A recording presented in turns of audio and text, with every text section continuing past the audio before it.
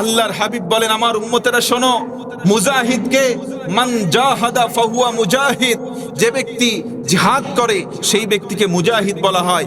আর রাসূল বলেছেন মুজাহিদ তো ওই ব্যক্তি যে তার নফসের বিরুদ্ধে জিহাদ করে। আল্লাহু আকবার।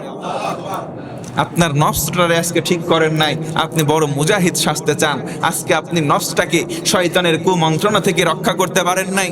শয়তানের সঙ্গে প্রতিদিন আমাদের যুদ্ধ হয়। প্রশ্ন করতে পারেন কিভাবে?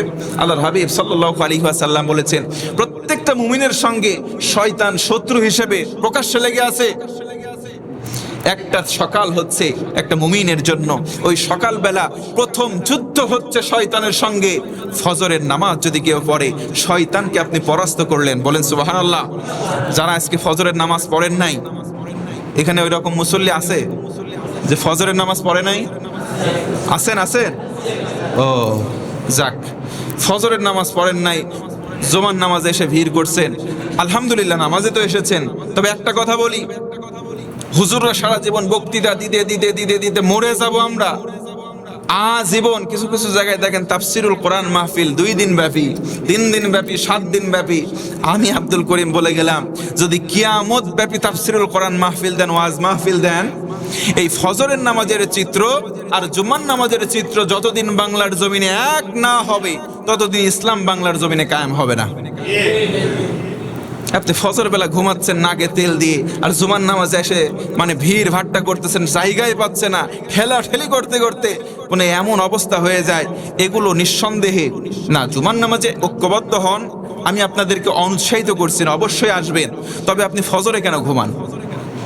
আল্লাহ রসুলের ভাষ্য, সর্বপ্রথম মুমিনের দিনের পয়লা যুদ্ধ জিহাদ হচ্ছে শয়তানের সাথে, আর সেটা হচ্ছে ফজরের নামাজ আদায় করা। এটা সবচাইতে বড় জিহাদ। আপনি ওই জিহাদ করেন নাই, আপনি জিহাদ ফি সাবিলিল্লাহ, মাথায় কালেমার পতাকা বাঁধছেন, হলি আর্টিজানে গিয়ে সুইসাইড বম্বিং করতেছে। আলিফ চেনে না, বা চেনে না, আলিফের অর্থ জানে না, ওরা আবার দিন কায়েম করতে যায়। আলিফ বা তাসা পড়তে পারে না। এইভাবে কিছু করে আপনাদের সন্তানদের প্রতি একটু আপনারা যত্নবান হবেন। কোথায় ইন্টারনেটে তাদের পদচারণা হচ্ছে, এগুলো অবজার্ভ করবেন।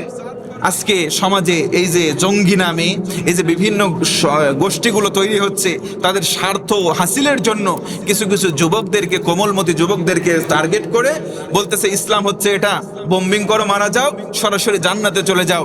এগুলো সবচাইতে ধান্দাবাজ নাম্বার, শয়তান নাম্বার 1। কথা বলেন ঠিক কিনা? ইসলাম কখনো বৈরিতা শিক্ষা দেয় না, ইসলাম কখনো অন্যকে আঘাত করা শিক্ষা দেয় না। ইসলাম কি শিক্ষা দেয়? আসুন সামনের দিকে যাওয়া যাক। কষ্ট